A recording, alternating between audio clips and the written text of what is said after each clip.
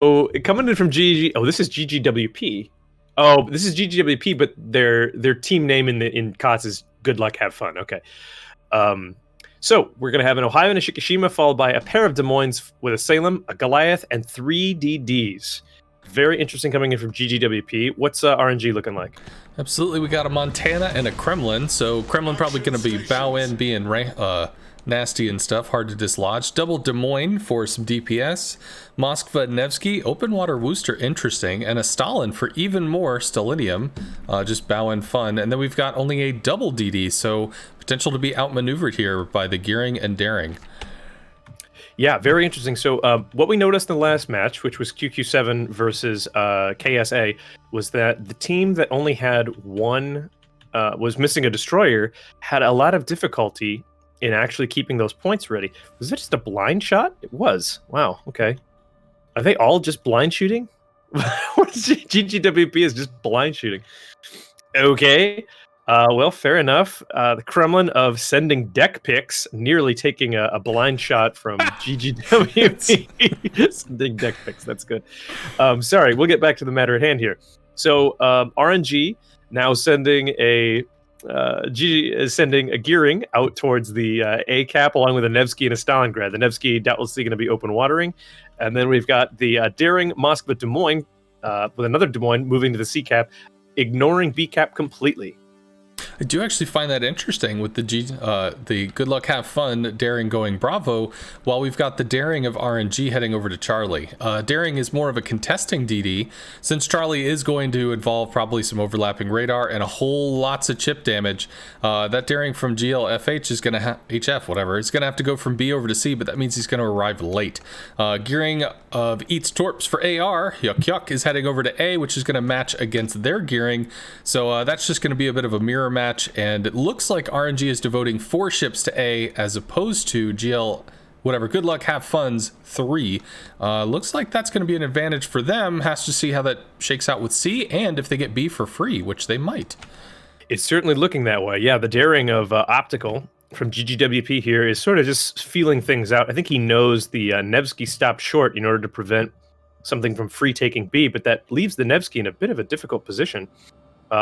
We'll see if Optical decides to try and come back and sneak this cap out once he knows the final position of that Nevsky, or maybe the Nevsky gets obliterated here in just a second. But at the moment, we're looking at a pretty standard face-off where, and the balance spreadsheet getting balanced pretty hard here, taking 3 Citadels there. He may go down right now. Oh, down to 8K already. That is absolutely rough. Yeah, it looks like Good Luck, Have Fun's already sitting the scales, as so to speak. And Spreadsheet's just going to be turning around, running the hell away. And as he does, that radar is going to be running with him, which means that Daring is going to move forward and take B pretty dang soon. But because there's a Marceau on the 10 line with Good Luck, Have Fun, with has terrible detection, that's going to be a long game move that for now is going to give Charlie all the way to RNG. So while they might be picking up Bravo, they are losing Charlie, which is going to be the hardest cap to contest in the game, because that's where a crap load of assets are going to be high nooning at each other. Meanwhile, the balance spreadsheet continued to be balanced as he runs for his life. Absolutely. Spreadsheet says, stop shooting at me, bro, is what's going on right now. Down to 5K HP. He is effectively out of this game as a radar platform. He's too weak to avoid getting balanced by the Shikishimas. So, or the Ohio. The Ohio can obviously overmatch most of the Nevsky. So that's going to be really interesting. That's a major important cruiser essentially out of the game already for RNG. However, RNG going to go ahead, take the C cap, as you were saying, very difficult to take. They're going to be ahead on points in terms of the point tick, as it looks like A is going to be essentially a standoff between 2 Gearings backed up by battleship and cruisers, while B is going to be handily taken by the Daring of GGWP. Yeah, I don't think the balance spreadsheet expected to pick the open water Oofster. I think he was really expecting the Nevsky instead, but unfortunately he is out of the game for God knows who knows how long. Eats Torps for AR might actually be living up to his name, but he's able to shrug that one by. They're just going to continue their little mating dance over in Alpha with a whole bunch of nothing happening there. Bravo has fallen to Good Luck Have Fun. However, C fell to RNG earlier, which means they've got the lead, and it's going to be on Good Luck Have Fun to make the play. They've already pushed the Nevsky off. They're kicking DG Fubar's ass. Yeah, they are. I don't know if he gets to cover at that rate. That's going to be a Des Moines shooting AP. Shots. That's a little behind. That's going to be...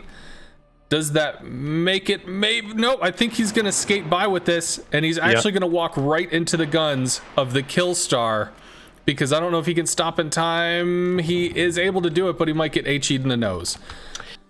So I'm being informed by my chat right now, who's 5 minutes behind, that Good Luck Have Fun is GGWP's second team. So GGWP, the main team, has actually got a seed and will be starting in the non-qualifiers. Looks like DG Fubar about to go down.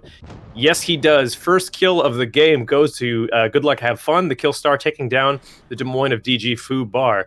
So that's going to be real difficult for RNG. However, RNG still being aggressive, using that Kremlin and its ridiculous armor layout to push hard up here and attempt to move either the Salem or the Des Moines out of its comfort zone. We'll see if they can actually take it. It's still 4v4 over here on this side until Optical's Daring makes his way back over. Yeah, Fubar got Fubarred, and sending deck picks decided to send himself to the wrong location. Maybe he sent it to a girl and they had way too many brothers, and he's just taking it from all sides. So unfortunately that is not working, and he is trying to back himself out of that awkward situation, as deck picks are wont to do. Optical, Good Luck Have Fun's Daring, popping over, and he's going to end up going into a gunfight with the Soldier pretty soon. Not really expecting Soldier to continue to be in Charlie at the moment, but there he is, and that's going to be Optical lighting him up. Des Moines popping that radar. I don't know if Optical is going to be lit by anything on the map for RNG, which means this is going to be free damage for Optical and potentially a straight up kill on Soldier, which that's going to be even more Fubar. Yep, so Soldier now under a withering hail of fire from Optical's Daring, as the Montana of B-Baby from RNG taking a pair of Gearing Torps on his way to attempt to push them out of A, which, by the way, RNG has now successfully done so and has secured A. They're going to lose the Daring. This is actually looking very much like... this is looking very much as... Yes, there it goes down the Daring of RNG. So this is looking very much like the previous match against... KSA versus QQ7, where one team ends up losing more ships early but takes more caps. So we'll see if Good Luck Have Fun here can sort of take control of the caps a little quicker and not lose too many points in the meantime, as Optical here looking to move into C and start to reverse that point gain. Yeah, looks like all eyes are on Denny Herdnell right now. If that Des Moines is able to do something to Optical, he might be able to save Charlie. Turns out, nope, that radar is finished. Optical's going to take C for free. Melhoff pops off his radar. That's going to help Denny to keep ripping back into Optical as he starts the point.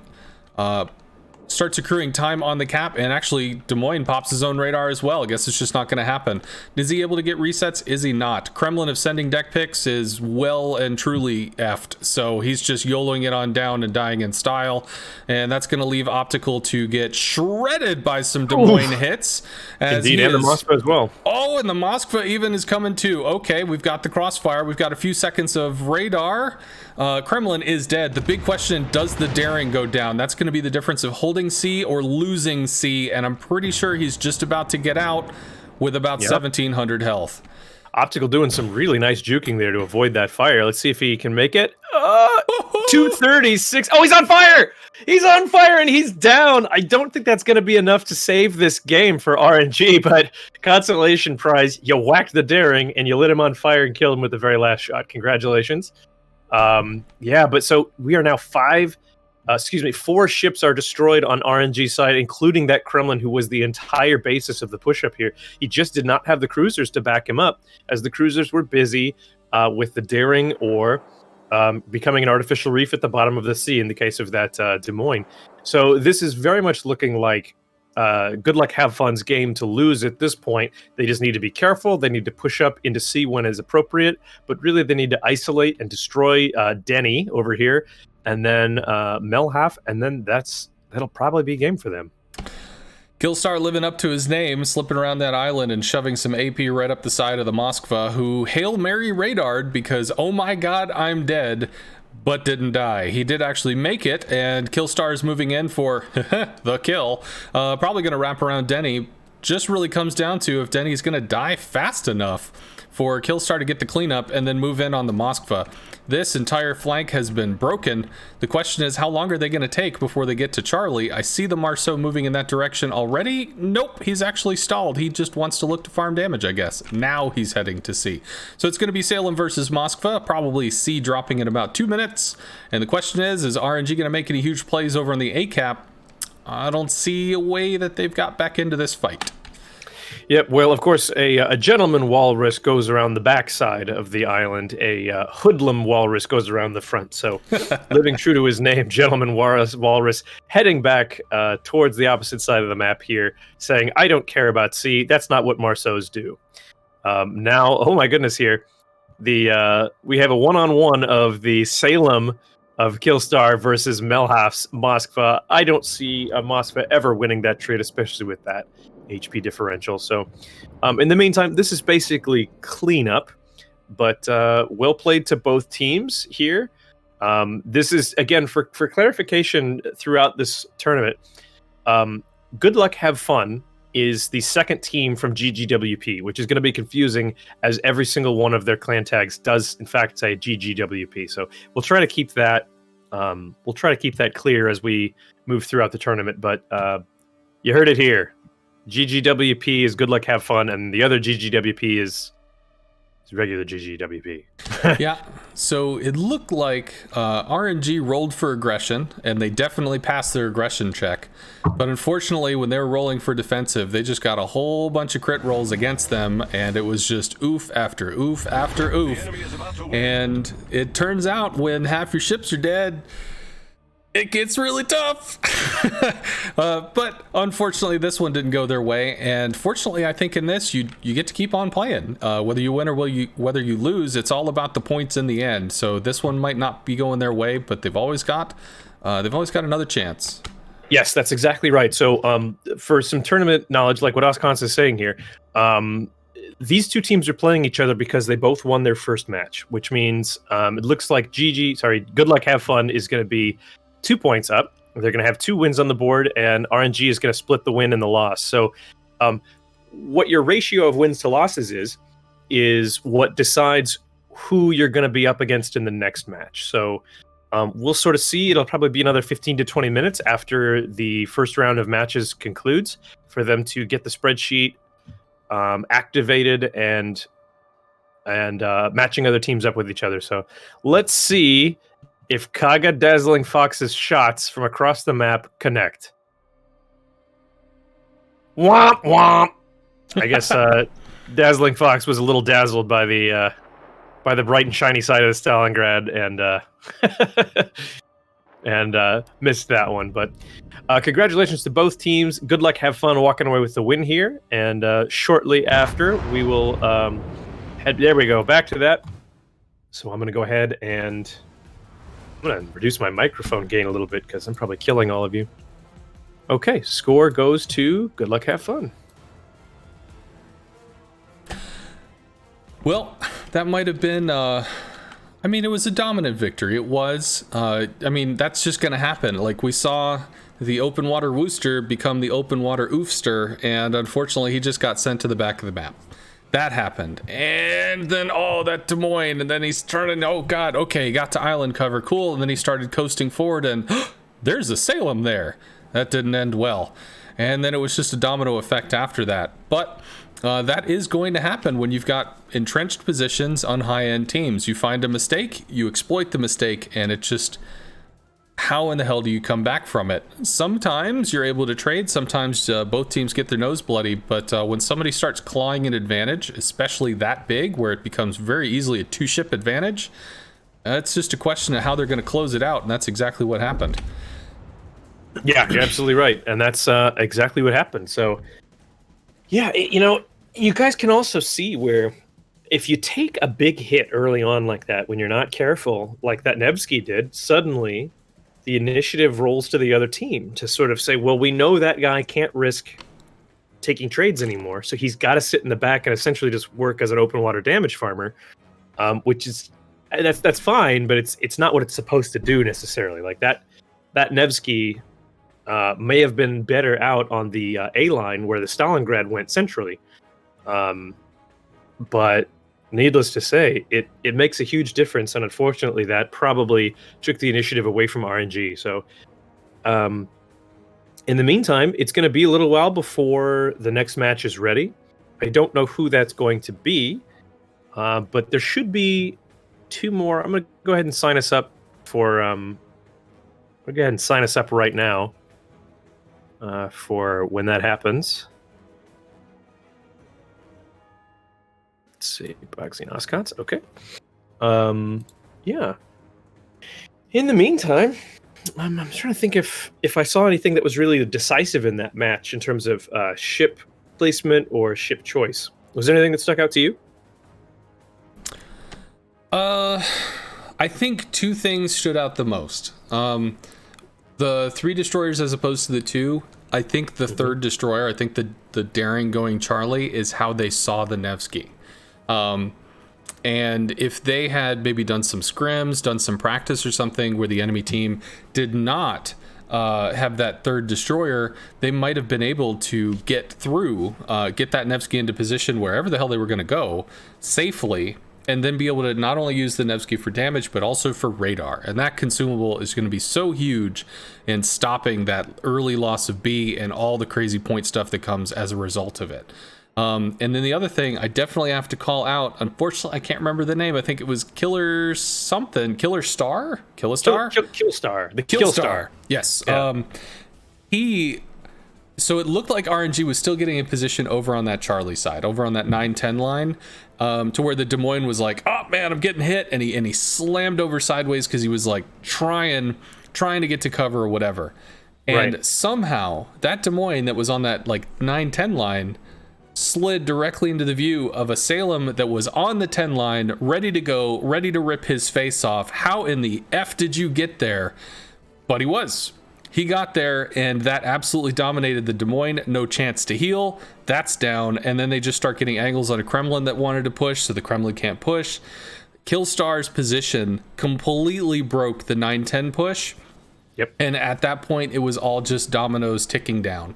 The only other thing I could see that was really something that jumped out was the daring staying in Charlie didn't get to do anything for RNG. Didn't really have clean lines on anything. Didn't have any ability to take a new cap, pressure anything. What's he going to do? Walk forward into however much radar? Yeah, if he had maybe rotated back to B, he might not have been able to get B, but he could have kept, I think there was a Des Moines that was there, so maybe like if he survived the radar, he would have been able to contest or pull the Des Moines out of position or something. He didn't get anything by staying at Charlie. Maybe if he had rotated and made like a point threat somewhere else, that could have, I don't know, split GLHF up, but it was pretty tough after not only the Nevsky got whammed, but losing that Des Moines to the Salem. That was pretty brutal. Yes, indeed. It absolutely was. I'm going to go ahead and do I'm going to start a giveaway for my stream. So I'm going to go quiet for a minute here. And welcome to the future, everybody, because you're about to see it in chat right now. Well, I'm going to kick it over to we'll be right back. And I suppose we'll probably see everybody in about 15 or 20 minutes if it takes about as long to set up all the stuff as it did. Yeah.